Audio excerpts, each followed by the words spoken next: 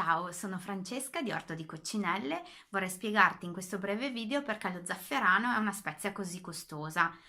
Innanzitutto una piccola premessa, perché forse non tutti sapete e sinceramente non lo sapevo nemmeno io prima di iniziare questa avventura, che zafferano è il nome che viene dato agli stimi essiccati di un fiore, del fiore di Crocus sativus. 2.1. Questo fiore nasce da un bulbo che fiorisce esclusivamente una volta all'anno. Punto 2. Periodo di fioritura dura tra i 20 e i 30 giorni, non di più. Punto 3. Quando inizia la fioritura, chi ha lo zafferaneto deve essere al campo molto presto, diciamo all'alba, quando i fiori sono ancora chiusi.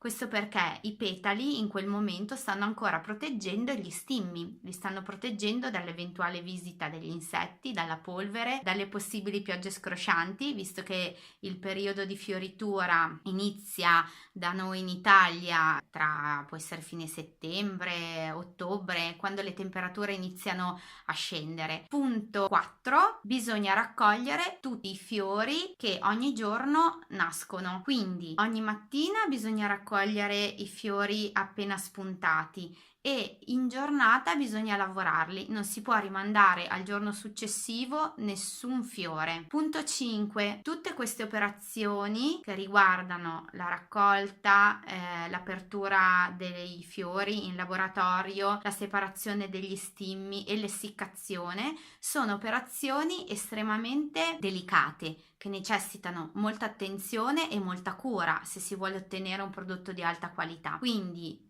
tutta la lavorazione dello zafferano, compresa quella di impianto e di espianto dei bulbi durante i mesi estivi, sono manuali. A Edolo esiste un distaccamento dell'Università di Milano, Università della Montagna, che segue proprio i produttori di montagna come siamo noi, che conduce analisi qualitative sullo zafferano e siamo stati molto sorpresi e naturalmente felicissimi quando ci hanno comunicato che il nostro zafferano, come quello di molti produttori italiani, è uno zafferano di prima categoria di qualità. Sesto punto è quello che riguarda le caratteristiche dello zafferano, quindi oltre al fatto che lo zafferano aggiunto ai nostri piatti ricolora di un giallo oro bellissimo, dona un profumo e un sapore caratteristici, possiamo dire che è una spezia che è ricca di sali minerali, di vitamina C, di antiossidanti, quindi è una spezia che è utile anche